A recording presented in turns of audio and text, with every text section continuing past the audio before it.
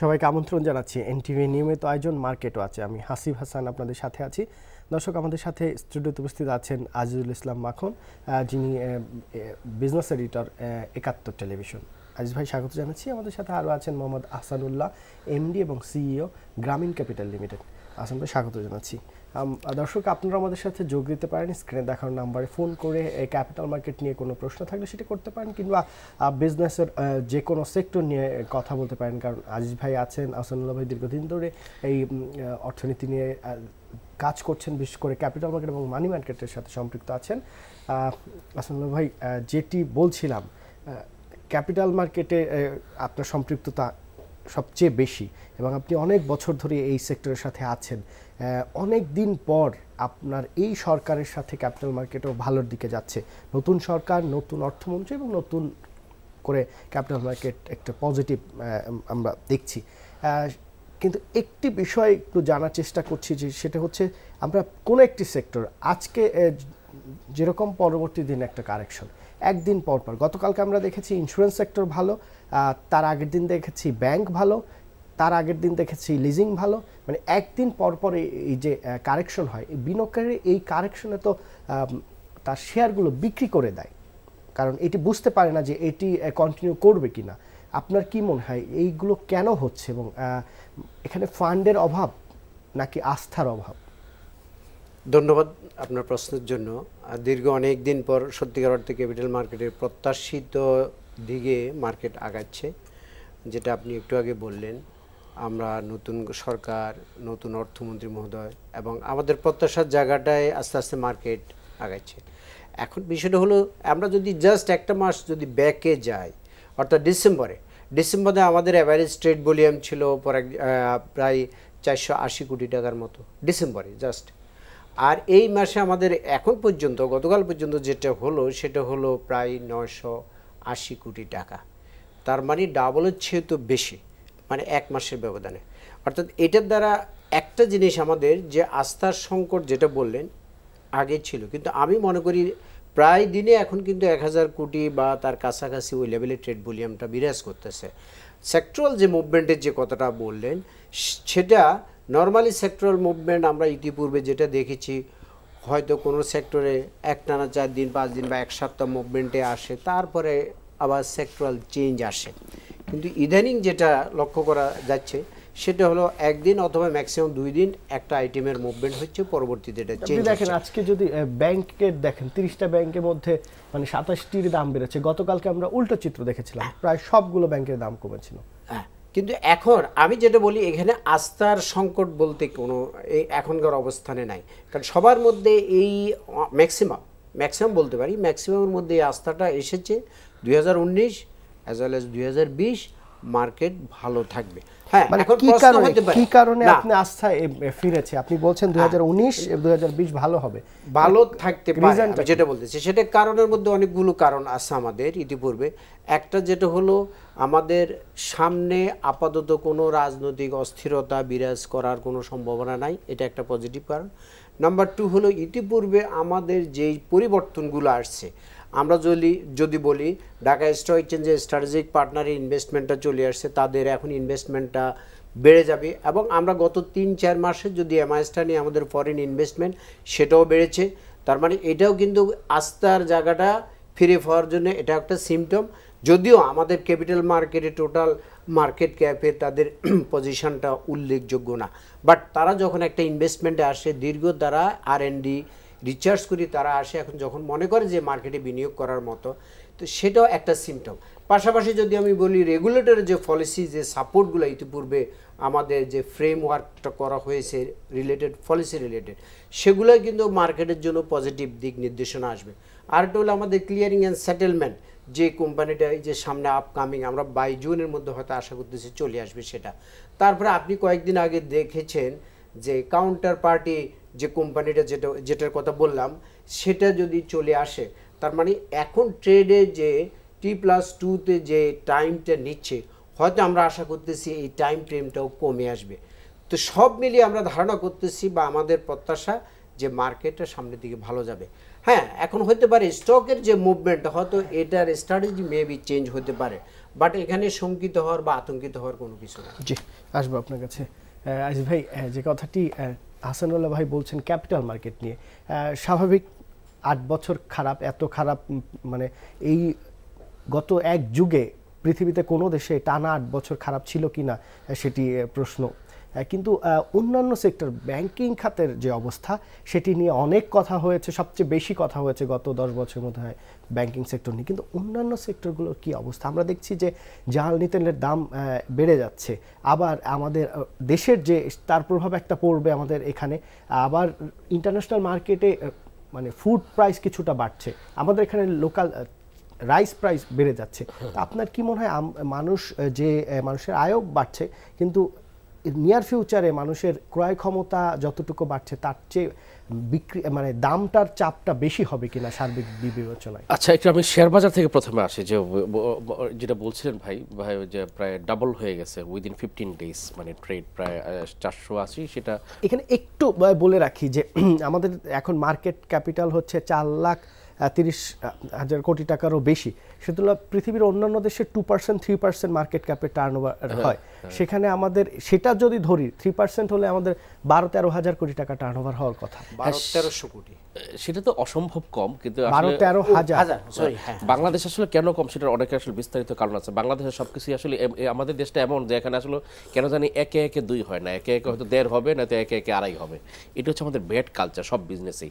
এখন আমি বলি যে উনি যেটা বললেন যে 480 কোটি টাকা 900 সামথিং ডাবল 980 কোটি টাকা হয়েছে, ডাবলের বেশি হয়েছে। এখন ওকে, আস্থা একটা অনুঘটক, একটা অনুষঙ্গ, সেটার কারণে কিছু বাড়তে পারে, কিন্তু আস্থার কারণে নতুন সরকার আপনার ব্রিটিশ আমেরিকান টোবাকোর সিগারেট বৃদ্ধি করবে না, নতুন সরকার নিশ্চয়ই প্রাণ আরএফএল এর রুটি বা ক্যান্ডি বিক্রয় বৃদ্ধি করে দিবে না, তাই না? এখন বিজনেস ইনক্রিজের সাথে কিন্তু পুঁজিবাজারের একটা সম্পর্ক আছে, বিজনেস এক্সপানশনের সাথে পুঁজিবাজারের সম্পর্ক আছে, নতুন ইনভেস্টমেন্টের সাথে পুঁজিবাজারের সম্পর্ক আছে। আমি একটা স্টোরি দেখলাম, খুব ভালো অ্যানালিটিক্যাল স্টোরি আজকেই হলো কোনো একটা পত্রিকায়, যে দেখেন গত 15 দিনের তারা ট্রেড অ্যানালিসিসে দেখিয়েছে যে নন লাইফ ইন্স্যুরেন্সগুলোর প্রাইস বেড়েছে 27%। তারপরে নন ব্যাংকিং ফাইন্যান্সিয়াল ইনস্টিটিউশনগুলোর স্টক মার্কেট বেড়েছে 17%, ব্যাংকিং একটু কম বেড়েছে 10%-এর মতো বেড়েছে। তারা নন লাইফ ইন্স্যুরেন্সে এমন কোনো বিজনেসের মহা ঊর্ধ্বগতি আমি দেখি না। As a business reporter 20 years আমি বিজনেস রিপোর্টিং করি। তো নন লাইফ বিজনেস ইন্স্যুরেন্স হচ্ছে লাইফ ইন্স্যুরেন্স না, কিন্তু অন্যান্য বিজনেসে যারা ইনভেস্ট করে, বিজনেসের বিভিন্ন ফ্যাসিলিটিস, বিভিন্ন ইনভেস্টমেন্ট, বিভিন্ন প্ল্যানকে যারা ইনশিওর করে, তাদের বিজনেস হঠাৎ করে জাম্প 100% থেকে 500% হওয়ার কোনো সম্ভাবনা আমি দেখি নাই। অতএব এটা 27% কেন বললো আমার হিসাবে মিলে না। আচ্ছা, কিন্তু এই যে আপনি যেটি বললেন আজিজ ভাই 27% বাড়লো, এটি যে গত 8 বছরে যে পরিমাণ কমেছে সেই ব্যাখ্যাটা আমরা কোথায় দেখেছি? দেখি নাই। আপনি একটু আমি আসি যে আপনি বললেন, আমি জানি না কোন পত্রিকায় নিউজটি করেছে, আপনি দেখেন যে সব নন লাইফ ইন্স্যুরেন্স যেগুলো বেড়েছে আজকে বাড়ার মধ্যে আমরা যদি দেখি যে অগ্রণী ইন্স্যুরেন্স দেখেন, এর মধ্যে কয়েকটি আছে যেগুলোর বিক্রেতা নেই।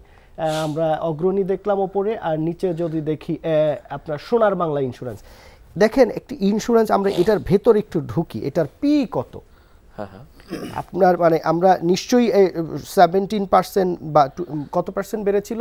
27%। হ্যাঁ, তার মানে হচ্ছে এটি একটা ঝুঁকিপূর্ণ এরকম একটা মেসেজ। তো দেখেন আপনি এটার পি হচ্ছে 18, একটা ইন্স্যুরেন্স কোম্পানি যার পেইড আপ মাত্র 37 কোটি টাকা, তার পি 18, এবং সেখানে যদি কোশ্চেন করা হয় যে এটি ঝুঁকিপূর্ণ, তাহলে বিনিয়োগকারীরা কি এখানে আসবেন শুধু লোকসান করার জন্য?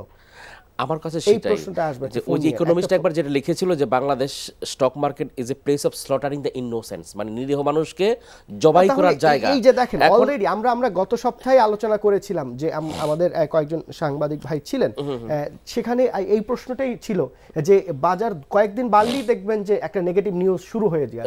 আজকে দেখেন 27% বেড়েছে নন লাইফ ইন্স্যুরেন্স, এখানে পি মাত্র 18, আজকে যে সবচেয়ে বেশি বেড়েছে, 18 পি একটি ইন্স্যুরেন্স বাড়াতে অযৌক্তিক কিনা?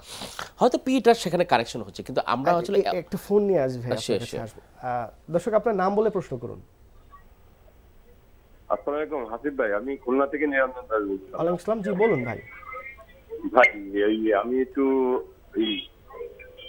আপনার এই ইন্ডেক্স নিয়ে কথা বলছিলাম ভাই। 2010 সালে আমাদের ইন্ডেক্স ছিল 9000 সামথিং, তাই না? আচ্ছা, সেই জায়গাতে শেয়ার বাজারের মানে ইন্ডেক্স কমতে কমতে কমতে চলে আসলো 4,500। 4,500 যে সময় আসলো 2017 সালে। সেই 17 সালের থেকে প্রথমের থেকে শেয়ার বাজারে 10 টাকা 9 টাকা নিচে কোনো শেয়ার ছিল না আমার যেটা জানি। আর কিছু ফাইন্যান্স ছিল হলো 8 টাকা 7 টাকা, 2.5 টাকা 2 টাকা শেয়ার পাওয়া যায়। ইন্ডেক্স সংখ্যা আছে 5,500 কিংবা 6,000। কিন্তু 6,000 ইন্ডেক্স এই 2010 সাল থেকে এই যে 8 বছরে কতটা শেয়ার আইছে, এই যে কোনো আপনারা বিশেষজ্ঞের মাধ্যমে একটু যদি বলতেন তাহলে আমরা একটু খুব খুশি হতাম। জি ধন্যবাদ, বুঝতে পেরেছি। আপনার দর্শক 2010 থেকে প্রায় 120টি কোম্পানি, 20টিরও বেশি কোম্পানি তালিকাভুক্ত হয়েছে। আজিজ ভাই, যেটি দর্শকও যেটি কনসার্ন দেখেছেন যে ইন্ডেক্স 8,900-র উপরে ছিল 2010-এ, সেখান থেকে 120টি কোম্পানি যদি আপনার অ্যাড হয়, যে পরিমাণ রাইট অ্যাড হয়েছে, যে পরিমাণ বোনাস অ্যাড হয়েছে, মানে 2010-এ যে শেয়ার ছিল তার চেয়ে 4 গুণ শেয়ার এখন বেশি, তাহলে ইন্ডেক্স তো সেই অনুযায়ী বাড়া উচিত। ইন্ডেক্স সেই হিসেবে বাড়বে এবং সেটা বাড়ুক, সেটা স্টক মার্কেটের ইনভেস্টর যেরকম চাই, বিজনেস রিপোর্টার হিসেবে আমি চাই, বাংলাদেশের প্রধানমন্ত্রীও তা চায়। কিন্তু কথা হলো, যার বাড়ার কথা না, যার বাড়ার ইকুয়েশন বিজনেস ইকুয়েশন বলতেছে না, তারটা যদি রকেট গতিতে বাড়ে এবং আর যার মানে বাড়ার কথা তারটা যদি নৌকার গতিতে বাড়ে, হ্যাঁ, তাহলে অবস্থাটা এরকম হয়। মানে ইরেশনালিটি হলো প্রশ্নবিদ্ধ। শেয়ার মার্কেট বাড়লে অসুবিধা নাই যদি সেটা রেশনালি বাড়ে।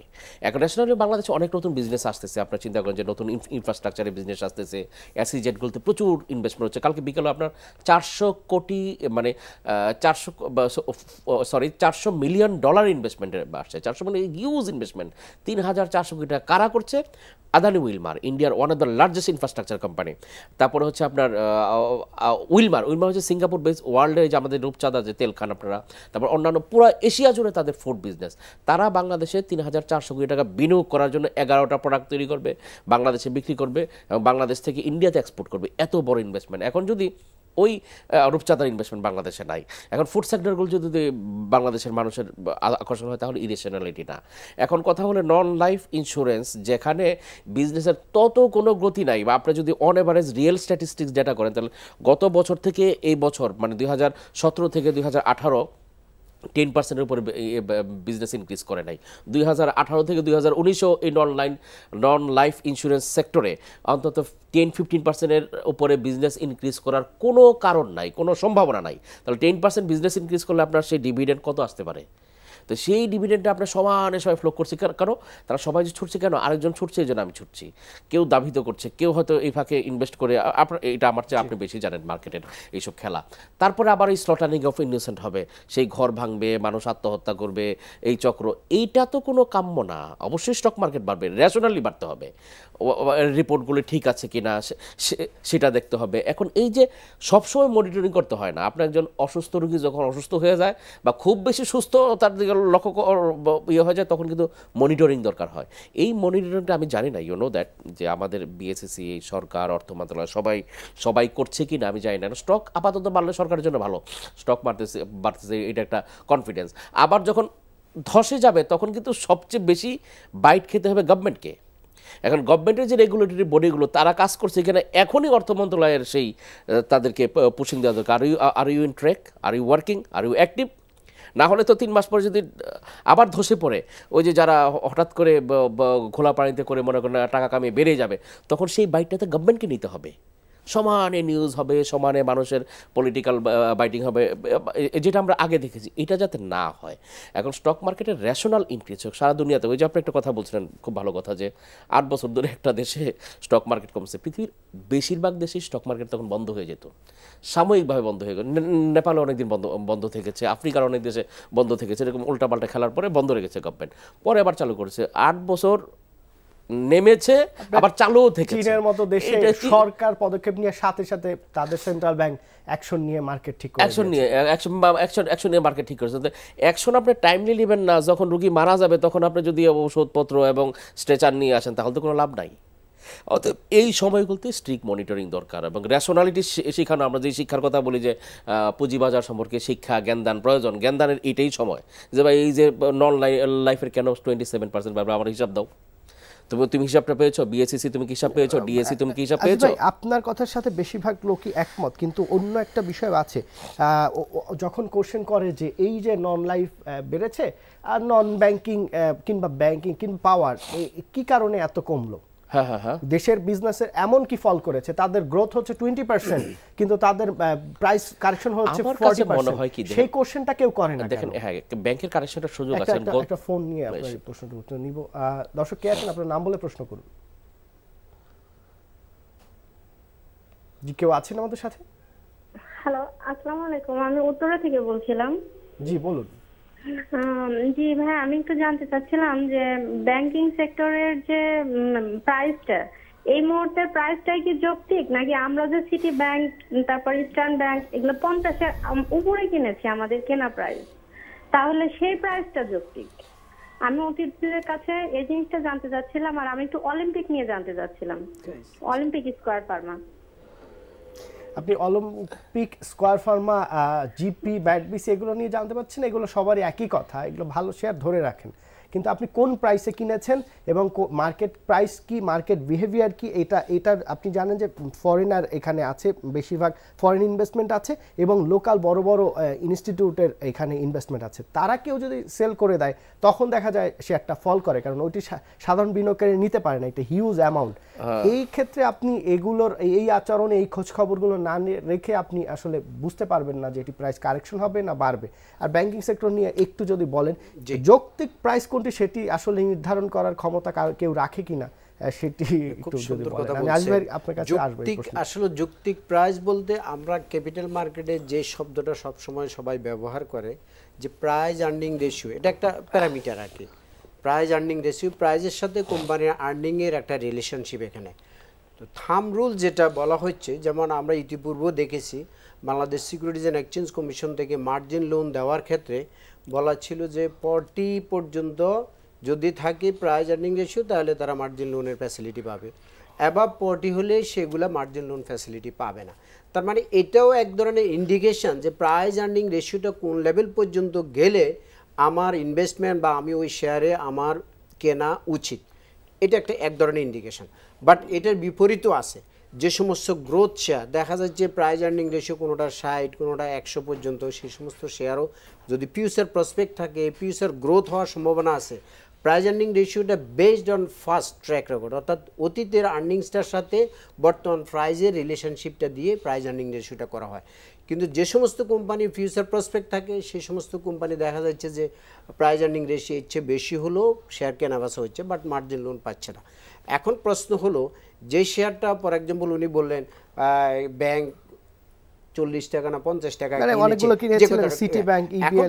আমাদের এখানে মানে সাধারণ বিনিয়োগকারী হিসেবে আমরা একটা জিনিস, কতগুলো এমআইএস কিন্তু প্রত্যেকটা কোম্পানির ওয়েবসাইটে আছে। একটু আগে আপনি যেমন একটা কোম্পানির অগ্রণী ইন্স্যুরেন্সের যে জিনিসটা আপনি দেখালেন, তার কোয়ার্টারলি মানে ইপিএসের ট্রেন্ডটাও ছিল, তার প্রাইস আর্নিং রেশিওটাও ছিল, তার পেড আপ ক্যাপিটাল ছিল এবং ইয়ারলি হাই এবং লো কত ছিল সেই বিষয়টাও ছিল।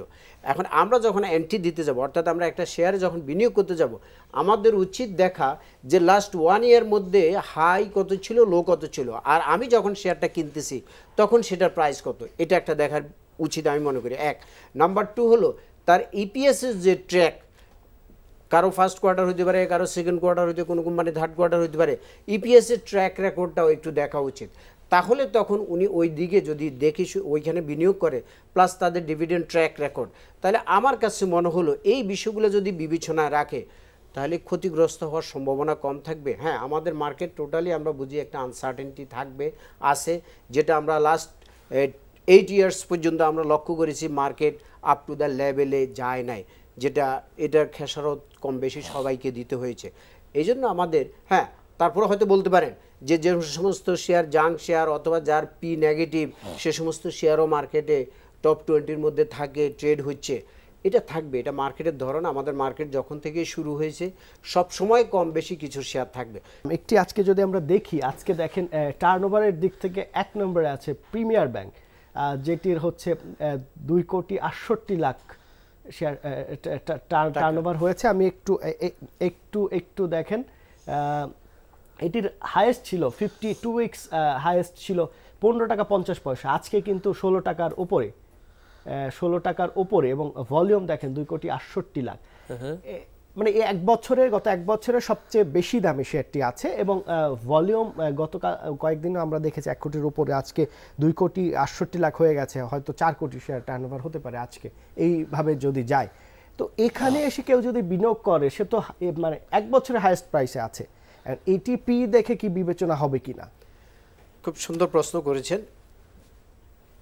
এটা হলো লাস্ট 1 ইয়ার একটা এমআইএস দিচ্ছে, যারা বিনিয়োগ করবে তারা এই ব্যাপারে সিদ্ধান্ত নেওয়ার ক্ষেত্রে জন্য সহায়ক হবে। তবে এইটার পাশাপাশি আরেকটা জিনিসও আমাদের দেখা দরকার, সেটা হলো এই কোম্পানিটা বা এই ব্যাংকের লাস্ট 1 ইয়ারে তাদের বিজনেস গ্রোথ, আমরা যদি বলি তার প্রফিট গ্রোথ কি মাত্রা হয়েছে সেটাও দেখার বিষয় আছে। যদি হ্যাঁ প্রফিট গ্রোথ লাস্ট 1 ইয়ারের তুলনায় এই ডিসেম্বরে যে ক্লোজ হলো এটার প্রফিট গ্রোথ যদি আউটস্ট্যান্ডিংভাবে বেড়ে থাকে তাহলে ডেফিনেটলি হয়তো এটা সাপোর্ট দিতে পারে। আর যদি আমি শেষ করিনি, আর যদি প্রফিট গ্রোথ যদি ওভাবে না বাড়ে থাকে তাহলে এটা ফান্ডামেন্টালি হয়তো সাপোর্ট দিবে না। বাট আমাদের এই মার্কেটে ফান্ডামেন্টাল ছাড়াও এমন কিছু প্যারামিটার বা এমন কিছু মেকানিজম কাজ করে সেখানে ফান্ডামেন্টাল আর কাজ করে না। এখন এই যে আপনি ফান্ডামেন্টালের বিষয়টি বললেন যে এখানে বিনিয়োগকারীরা দেখবেন যে 15 টাকা 50 পয়সা ছিল হাইয়েস্ট প্রাইস। আজিজ ভাই আপনার কাছে জানতে চাই, এখন এই বছর সব মানে আজকে সেই 16 টাকার উপরে টার্নওভার হচ্ছে, অর্থাৎ 1 বছরের হাইয়েস্ট প্রাইসে আছে, তো সেখানে বিনিয়োগকারীরা কিনবেন কিনা, কারণ তিনি তো ঝুঁকিতে থাকবেন। কিন্তু প্রশ্ন হচ্ছে এটার পি দেখেন মাত্র 8p এবং তার ইপিএস হচ্ছে আপনার 1 টাকা 40 পয়সা 3 কোয়ার্টারে বা 9 মাসে, মানে এখানে প্রায় 2 টাকার মতো ইপিএস আসবে ইয়ারলি 2 টাকার মতো ইপিএস আসবে। 15 টাকায় কিনে সেখানে যদি 10%-এর ওপরে ডিভিডেন্ড পান তাহলে তিনি আর কি চান? মানে এই হিসাবটা করবে নাকি 1 বছরে হাইয়েস্ট প্রাইস বিবেচনা করবে? আমি একটু অ্যাড করে দিই, গত 1 বছর তো বাজার খারাপ ছিল, এখন তো অনেকেই 1 বছরের হাইয়েস্ট প্রাইসে যাবে। এটা আমি একটু এই জন্য অ্যাড করতেছি, সেটা হলো ওনাকে ফ্লো দিচ্ছে, জাস্ট একটু এখানে একটু সাপ্লিমেন্ট করতে হচ্ছে। সেটা হলো হ্যাঁ আপনি যে এমআইএসটা দিয়েছেন প্রাইস আর্নিং রেশিও একটা ভাইটাল, আমি বলছি যে প্রাইস নির্ধারণ কোন প্রাইসে আমি শেয়ার কিনবো এটাও কিন্তু একটা ইন্ডিকেটর, এটাও একটা ইন্ডিকেটর। এখন তার দেখা যাচ্ছে অ্যাট প্রেজেন্ট তার প্রাইস আর্নিং রেশিও হলো 8 বা 8 সামথিং, তাই না? তাহলে ডেফিনেটলি এটা ওই দৃষ্টিভঙ্গি থেকে ডেফিনেটলি এটা এখনও ভাইয়েবল। আর লাস্ট 1 ইয়ারে কিন্তু শেয়ার যদি আন্ডার প্রাইস পড়ে থাকে তাহলে এখন বাড়লে এটা দোষের কিছু না। এই জায়গাটাই আমরা অনেক সময় অনেকের শুনি একটু মানে যেভাবে বলতে যে বছরের সবচেয়ে বেশি দামে ট্রেড হচ্ছে তারপরও কিনছে বা বেড়েই চলছে, কিন্তু সে তার যে ফান্ডামেন্টাল যতটুকু 40p বিএসসি নির্ধারণ করে দিচ্ছে, 40p পর্যন্ত লোন নিয়ে কিনতে পারবে, ধার করে শেয়ার কিনতে পারবে, তার মানে ওই পর্যন্ত তুলনামূলক কম ঝুঁকি।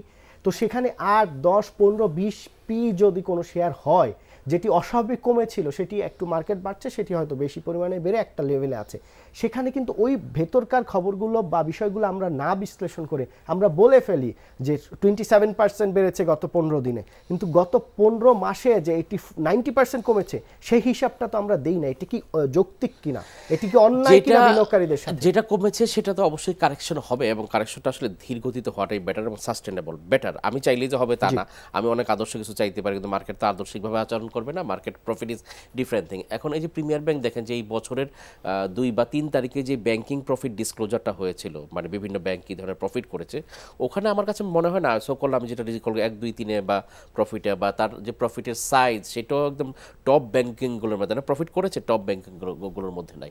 এখন সেটা হচ্ছে যে এখন ব্যাংকিং যে financial report of the banking business and profit সেটা কিন্তু একদম মানে ল্যান্ডস্লাইড ম্যানিপুলেট করা যায় না, কারণ বড় ব্যাংক তো কর্পোরেট হাউস, এটার একটা হয়তো বিভিন্ন কিছু ধরনের টেকনিক্যাল ম্যানিপুলেট করা যায়, কিন্তু এটা ল্যান্ডস্লাইড ম্যানিপুলেট করা যেটা ছোট ছোট অনেক কোম্পানি করে ফেলতে পারে সেটা ব্যাংকিং করা সম্ভব না। অতএব সে হঠাৎ করেই মানে 3 বছর বা 3 মাস বা 6 মাস আমাদের রিপোর্ট দেখাতে পারবে না যে গত বছর তার 20 টাকা বিজনেস হয়েছিল এবার 250 টাকা হয়ে গেছে, এটা সম্ভব হয় না সাধারণত। কিন্তু এই দৃষ্টিতে আপনি দেখেন যে ওই যে ব্যাংকিং প্রফিট ডিসক্লোজার যেটা হয়েছে প্রতি বছরই মানে 1, 2 তারিখে বাংলাদেশ ব্যাংক থেকে ডিসক্লোজারটা হয়, বিভিন্ন ব্যাংক বাংলাদেশ ব্যাংকে রিপোর্ট সাবমিট করে, সেই রিপোর্টাররা পেয়ে যায়। এরপর পরে কিন্তু মার্কেট আপনার এই স্টকটা রিয়েক্ট করে নাই, রিয়েক্ট করছে এরও প্রায় 1-1.5 সপ্তাহ পরে, এটা একটা প্রশ্ন দেখেন আপনি, যে তাহলে তো ওই দিনই রিয়েক্ট করা দরকার ছিল। ধরেন যে সে হয়তো টপ বিশাল বিজনেস করে ফেলেছে, তারপরে সে পরের দিন থেকে রিয়েক্ট করা ছিল, তা কিন্তু করে নাই। এক সপ্তাহ পরে গিয়া, তাহলে কি এক সপ্তাহ কি ইনভেস্টররা সবাই প্রিমিয়ার ব্যাংকে চিনে নাই? প্রিমিয়ার ব্যাংক ঘুমিয়েছিল। তাহলে ওই সমস্যাটা তো ওই জায়গায়, মানে ওই যে টেকনিক্যাল ম্যানিপুলেশন যেটা, হ্যাঁ এটা হয়, মানে এটা ভেরি ইনসাইড, হয়তো আমরা সাংবাদিকরা জানি, সব কিছু হয়তো অনেক সময় বলা হয় না, বলা যায় না, এভিডেন্স ওপেনলি দেখানো যায় না। এখন এটা হচ্ছে যে ব্যাংকিং, এই ধরেন আজকের কথা, আজকের মধ্যে সিটি ব্যাংকের নতুন এমডি হয়েছে মাসরুর আরিফিন। বিদেশে কি হয়, নতুন একজন সিইও নিয়োগ হলে ওটা একটা আলোচনায় চলে আসে, যে ওনার পারফরমেন্স কি, উনি কি করতে পারে, আগে কি করেছেন। হি ইজ ইয়াং, উনি একজন সাহিত্যিক, I know him, very good friend of mine. হ্যাঁ, তো এখন বিদেশে, বাংলাদেশে কিন্তু তা হয় না।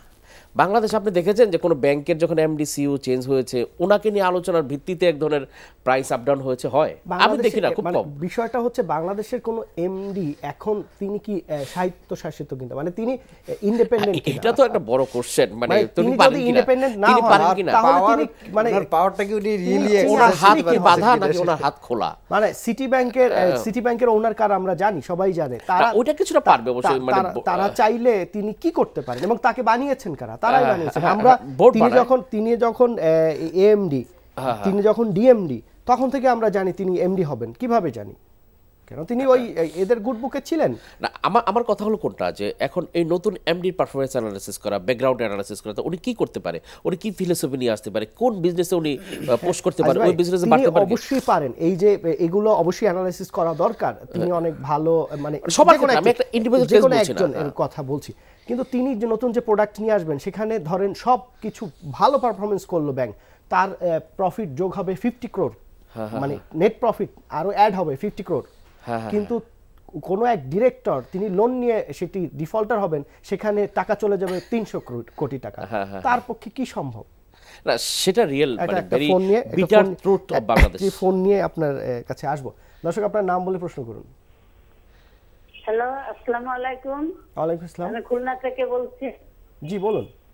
আমি একটু এই সম্মানিত যে শেয়ার মার্কেটের অতিথি আসছেন, ওনাদের সঙ্গে একটু বলতে চাচ্ছি যে আমাদের এই শেয়ার মার্কেটের কি দেখার মতো কোনো লোক আছে, যে যারা আমাদেরকে, আমরা সাধারণ বিনিয়োগকারী, আমরা তো বুঝতে পারি না, শুনি কখনো যে অনেক দিন রাখলে সেটা ভালো হবে, বা যেটা জেড ক্যাটাগরি সেটা কিনা যাবে না, কিন্তু আমরা তো দেখি মাঝে মাঝে যে জেড ক্যাটাগরিটাই বাড়ে, আবার আমরা অনেকদিন রাখার পরেও সেটাই কখনো আমরা তার থেকে কোনো পাচ্ছি না। তাহলে আমরা কিভাবে এর একটা সমাধান আমরা কিভাবে পেতে পারি? এর জন্য যদি জি, ধন্যবাদ। আপনার প্রশ্নটি আমরা বুঝতে পেরেছি, আপনি থাকুন।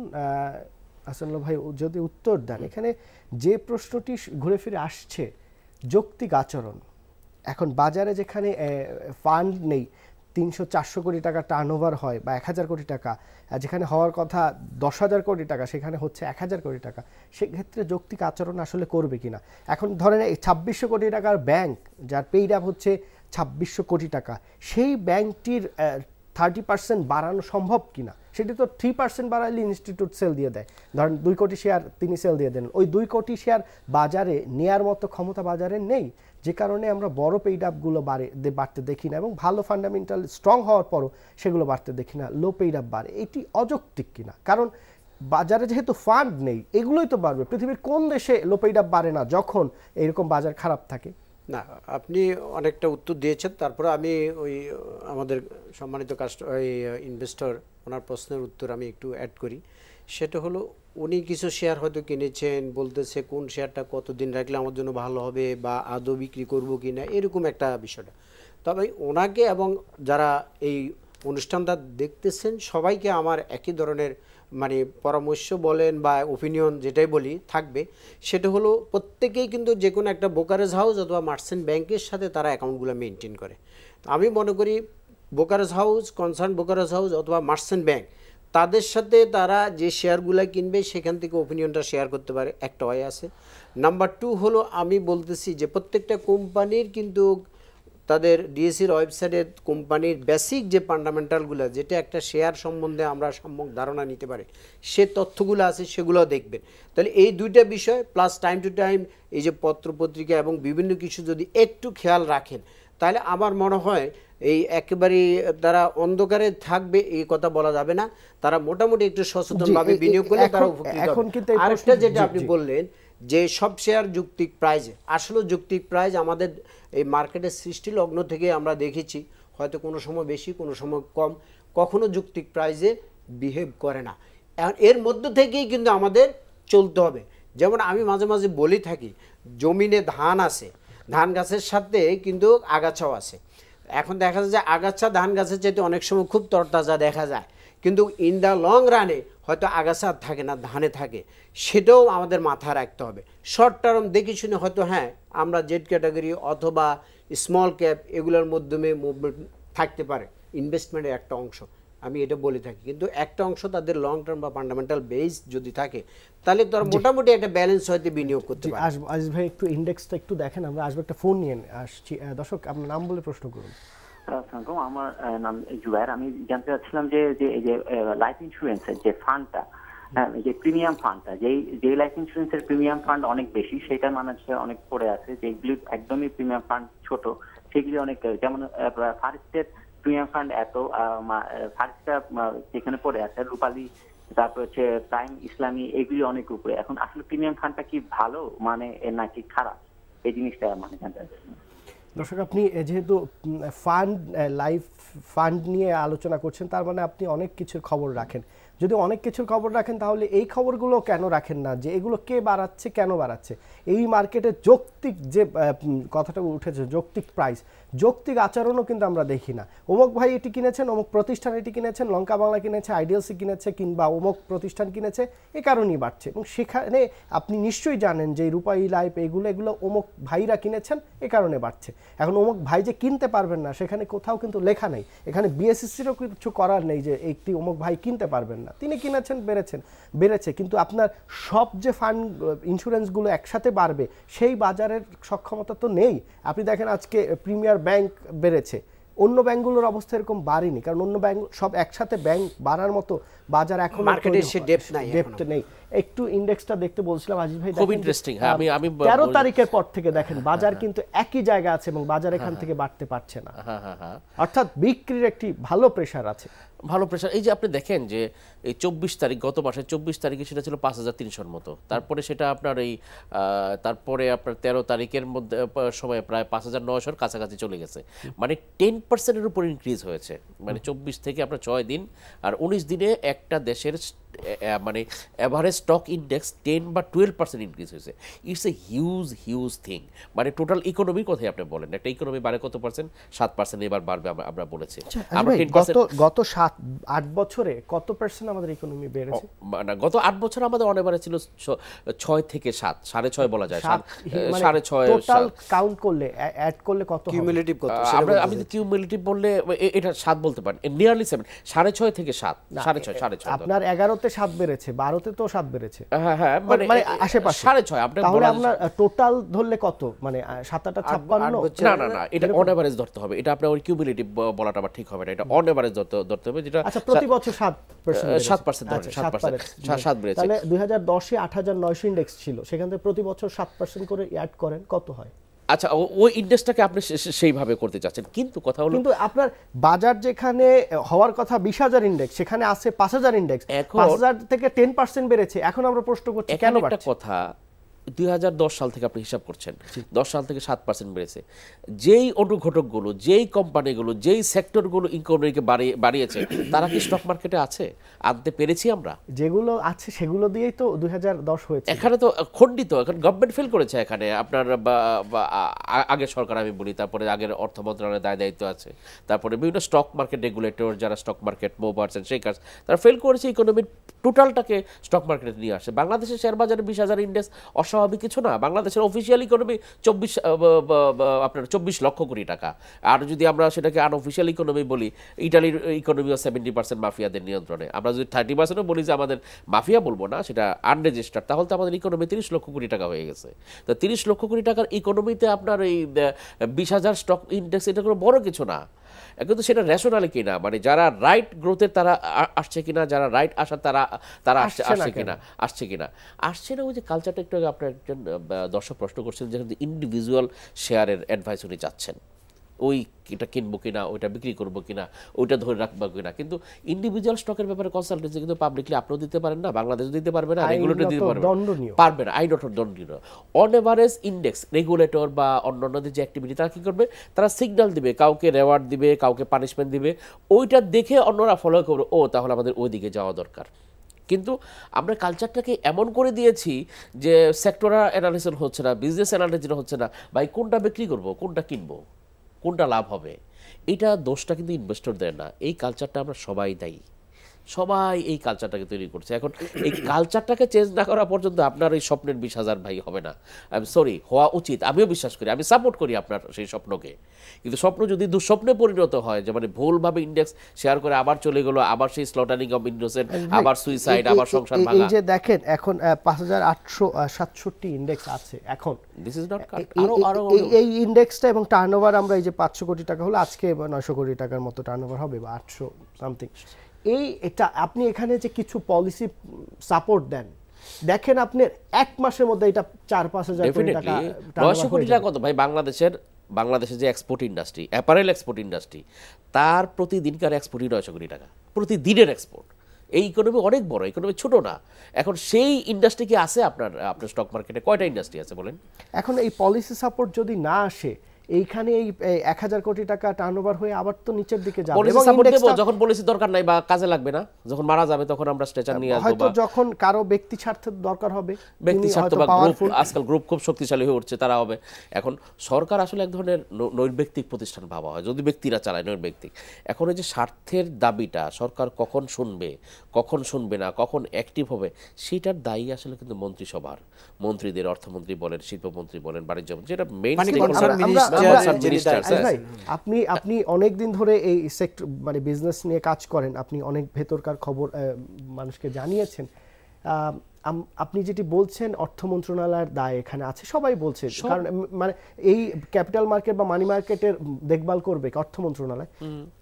সেখানে আমরা দেখছি যে ক্যাপিটাল মার্কেট, আপনি যেটি বলছেন 20,000 ইন্ডেক্স হওয়া উচিত, তারও বেশি হওয়া উচিত, অনেকেই বলছেন টার্নওভার অ্যাটলিস্ট 10,000 কোটি টাকা হওয়া উচিত, ভালো কোম্পানিগুলো আসা উচিত, আসছে না, আসে নাই। বিএসসি চেষ্টা করেছে মাল্টিন্যাশনাল কোম্পানিগুলো আনার জন্য, তারা পারেনি। বিএসসি চেষ্টা করেছে সমস্যাগুলো তুলে ধরার, বাংলাদেশ ব্যাংক করতে দেয়নি।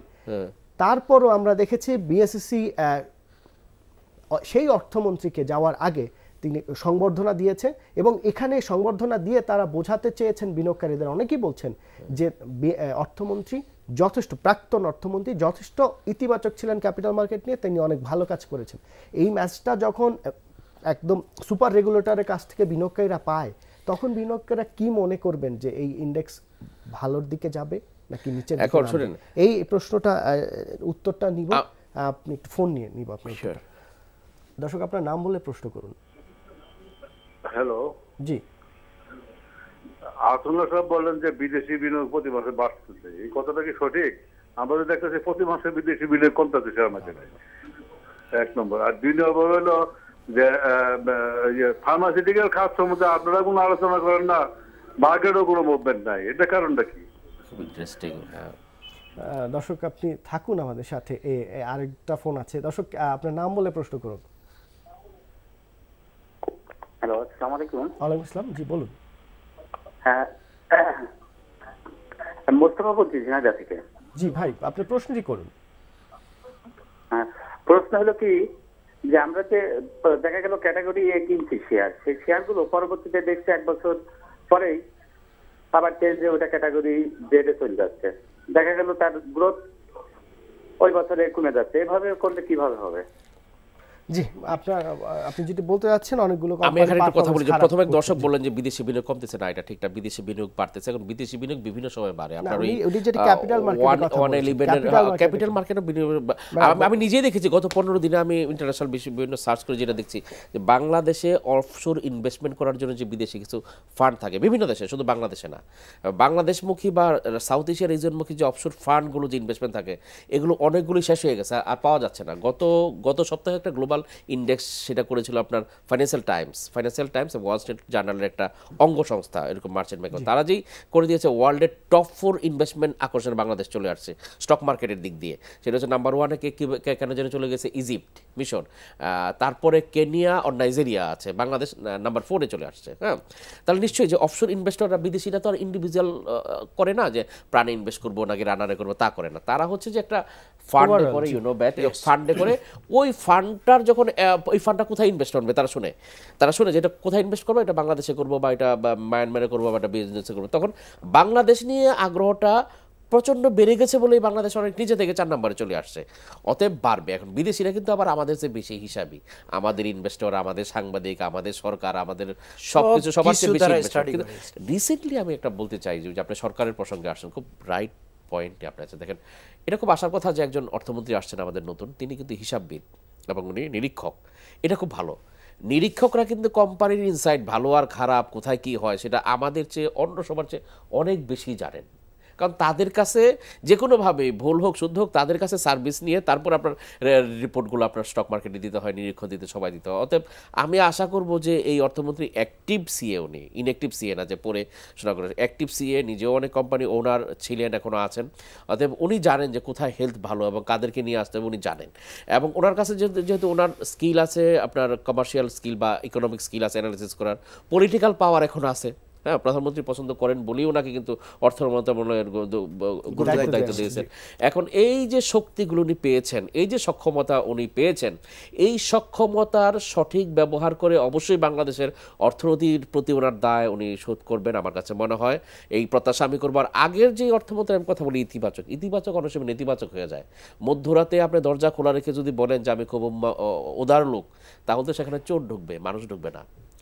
আগের অর্থমন্ত্রী আমি যেটা বলি যে ওখানে হ্যাঁ ঘাটতি ছিল অনেক। এখন সব কিছু ইকোনমি এমন একটা জিনিস, শুধু আমি খুব ভালো মানুষ হয়ে গেলাম, হ্যাঁ আমি একদম কিছুই বুঝলাম না, কাউকে কোনো বাধা দিলাম না, কাউকে কোনো সব ইন্সপায়ার হয়ে গেলাম, এবং আমার ইন্সপিরেশনে শুধু মাফিয়ারা স্টক মার্কেট লুটপাট করে চলে গেলো, ইনভেস্টররা স্লটার হয়ে গেলো, তাহলে কি আমি ইতিবাচক থাকলাম?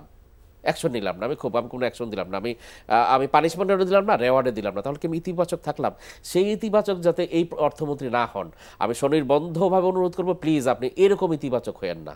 আপনি বাংলাদেশের ইকোনমি বান্ধব ইতিবাচক হন, বাংলাদেশের ইনভেস্টর বান্ধব ইতিবাচক হন, বাংলাদেশের অর্থনীতিতে বিদেশের যে আগ্রহ, বিদেশিদের যে বিনিয়োগকারী তাদের প্রতি ইতিবাচক হন। এই 3-4 সেক্টরে যদি ইতিবাচক হন, তাহলে সেই ইতিবাচকের যে ফসল সেটা গুণে শেষ করতে পারবে না বাংলাদেশের ইকোনমি, এবং আমাদের সেই সাধারণ ইনভেস্টররা এটার উপকৃত হবে। I am sure, that's why I loud যে আপনি এই পলিটিক্যাল মূল জায়গাটা ধরেছেন, ওই জায়গাটাই কাজ করতে হবে। পলিটিক্যাল এবং এম্পাওয়ারমেন্টের যে মূল জায়গাটা নিউক্লিয়াসে বা আপনার মেইন ইঞ্জিন যদি চালু করেন, চাকা তো চলবেই। মার্চেন্ট ব্যাংকার্স অ্যাসোসিয়েশনের সাথে আপনি জড়িত, এবং ব্রোকার্স অ্যাসোসিয়েশন ডিবি, এই দুটো অর্গানাইজেশন এখন এরাই মেইন। এরা আপনারা মিটিংয়ে বসেছিলেন এবং আপনারা কিছু নতুন কোম্পানি আসা, বিশেষ করে মাল্টিন্যাশনাল কোম্পানি আসার ব্যাপারে আপনারা কি উদ্যোগ নেওয়া যায় সে বিষয়ে আপনারা কাজ করবেন একসাথে, সেটি সিদ্ধান্ত হয়েছে। কিন্তু প্রশ্নটা হচ্ছে আপনারা কি দুই গ্রুপ আপনারা কি এই সিদ্ধান্ত নিয়েছেন যে যে সমস্যাগুলো আছে, যে সমস্যাগুলোর কারণে গত 8 বছর ক্যাপিটাল মার্কেট ভালো হয় নাই, সেই সমস্যাগুলো অর্থমন্ত্রীর কাছে নিয়ে যাবেন, যে এর আগে 10 বছরে যে সমস্যাগুলোর আপনারা সমাধান করতে পারেননি, বাংলাদেশ ব্যাংক করেনি, সেই সমস্যাগুলো সমাধান করবেন, এইরকম কোনো ডিসিশন হয়েছে নাকি বাজার এখন ভালো আছে এখন চুপচাপ, আবার যখন খারাপ হবে তখন দৌড়াবেন? ধন্যবাদ আপনার এই প্রশ্নের জন্য। যেটাই আমরা গত সপ্তাহে আমাদের এই মিটিংটা হয়েছে ডিবি এবং মার্চেন্ট ব্যাংক অ্যাসোসিয়েশন যৌথভাবে, এবং আমাদের সেখানে যেটা সিদ্ধান্ত হয়েছে যে আমরা একটা জয়েন্ট কমিটি করব। জয়েন্ট কমিটি মার্চেন্ট ব্যাংক অ্যাসোসিয়েশনের রিপ্রেজেন্টেটিভ থাকবে অ্যাজ ওয়েল অ্যাজ ব্রোকার্স অ্যাসোসিয়েশনের রিপ্রেজেন্টেটিভ থাকবে। তারা ইতিমধ্যে আমরা যে বিষয়গুলা নিয়ে বাংলাদেশ ব্যাংকের কাছে বারবার, ইভেন আমাদের প্রাক্তন অর্থমন্ত্রী মহোদয়ের ওই মন্ত্রণালয় থেকেও বাংলাদেশ ব্যাংকের কাছে ক্যাপিটাল মার্কেট রিলেটেড কিছু ব্যাংকের এক্সপোজার রিলেটেড আরও বিষয়গুলো আমরা 6-7টা পয়েন্ট নিয়ে যে চিঠিগুলো আদান প্রদান করেছি, যেটা ইতিমধ্যে এখনও শুরু হয় না, সেই বিষয়গুলো আমরা আমাদের মানে প্রথম আমরা ফার্স্ট ওটাকে প্রায়োরিটি দিচ্ছি। সেকেন্ড যেটা হলো আমাদের কামিং বাজেটে আমি মনে করি আমাদের ক্যাপিটাল মার্কেট রিলেটেড কিছু ইস্যু আমাদের কামিং বাজেটে এটা প্রস্তাবনা আকারে আনবো, যেটা আমাদের ক্যাপিটাল মার্কেটের জন্য সহায়ক হবে, সেটা আমাদের মাথায় আছে। তারপর থার্ড যে ইস্যুটা আপনি যেটা বললেন, শেষ পর্যায়ে একটু অ্যাড করতে চাই, এরকম অভিযোগ আছে যে বাজেট আসলেই আপনারা যে দাবিগুলো দেন মার্চেন্ট ব্যাংকার্স অ্যাসোসিয়েশন থেকে এবং ব্রোকার্স অ্যাসোসিয়েশন থেকে, তাদের ট্যাক্স কমানোর ব্যাপারে, এখানে বিনিয়োগকারীদের স্বার্থে বা নতুন ইনভেস্টমেন্ট বাজারে আসার ব্যাপারে কিছু বড় কোনো যুক্তি কিংবা বড় কোনো ইস্যু আপনারা এখানে? আমাদের এটা চিন্তা ভাবনা আছে। আমরা অবশ্যই শুধু আমরা বেঁচে থাকলে হবে না, আমার বিনিয়োগকারী ভাইরা ওভারঅল মার্কেটের স্বার্থে যেটা, সেটা না থাকলে কিন্তু শুধু মার্চেন্ট ব্যাংক বা শুধু ব্রোকার্স অ্যাসোসিয়েশন ব্রোকার্স হাউস বেঁচে থাকতে পারবে না, কারণ একটা আরেকটার সাথে ওতপ্রোতভাবে জড়িত। সেইটাই আমাদের চিন্তা ভাবনা আছে। আমার কাছে মনে হয় যে এই যে আপনি কথাটা বললেন না একটু আগে, যে আপনারা শুধু আপনাদের ট্যাক্স বা আপনাদের শুল্কের কথা বলবেন, আমি ওনাদের প্রতি শ্রদ্ধা রেখে বলছি, এটা একটা অপসংস্কৃতি বাংলাদেশের। বিসিসিআই থেকে শুরু করে সবাই মানে ওই যে নির্দিষ্ট কোটারির কাছে সরাসরি ব্যালেন্স শিটে কি যাবে আমার কোম্পানি বা আমার অ্যাসোসিয়েশনের সদস্যদের সরাসরি ব্যালেন্স সেইটা ভাবে, কিন্তু এই ভাবনাটা আসলে ভালো না। কিন্তু মার্কেট ভালো হলে কিন্তু পরোক্ষভাবে আপনার ব্যালেন্স শিটই আসবে না। আমরা দেখেছি যে মার্চেন্ট ব্যাংকার্স অ্যাসোসিয়েশন এবং ব্রোকার্স অ্যাসোসিয়েশন তারা কিন্তু অনেক দাবি তুলে ধরেন বিনিয়োগকারীদের স্বার্থে। এখন সেগুলো সরকার যদি না শুনে তাদের পক্ষে তো আসলে কিছু করার নাই। এফবিসিসিআই না যে তারা ঝগড়া করতে পারবেন কিংবা দাবি আদায় করতে পারবেন। এইখানে শেয়ার বাজারের আপনি জানেন গত 8 বছরে শেয়ার বাজারের যারা আছেন তারা অর্থমন্ত্রীর সাথে দেখা কয়বার করতে পেরেছেন সেটি নিয়েও কিন্তু প্রশ্ন আছে। বিসিসিআই চাইলে তো প্রধানমন্ত্রীর সাথেও যে বসে বিষয়টা সমাধান করে, যাদের প্রয়োজন নাই তারা যদি খুব বেশি দেখা করতে পারেন, আর যাদের প্রয়োজন আছে তারা যদি কম দেখা করতে পারেন, তাহলে তো সেটা ইকোনমির জন্য খারাপ হবে। এটা আসবে। অনেক ধন্যবাদ আপনাকে আসলে, আপনাকে অনেক ধন্যবাদ। আশা করছি মার্চেন্ট ব্যাংকার্স অ্যাসোসিয়েশনের সাথে আপনি জড়িত, এই বিনিয়োগকারীদের যে দাবিগুলো সেগুলো আপনি তুলে ধরতে পারবেন অর্থমন্ত্রীর কাছে। দর্শক, অনুষ্ঠানটি উল্লেখযোগ্য অংশ। আগামীকালকে আপনারা দৈনিক শেয়ার বেজে পড়তে পারবেন। কালকে আবারও এই সময় দেখা হবে। সে পর্যন্ত সবাই ভালো থাকুন, এনটিভির সাথেই থাকুন। আল্লাহ হাফেজ।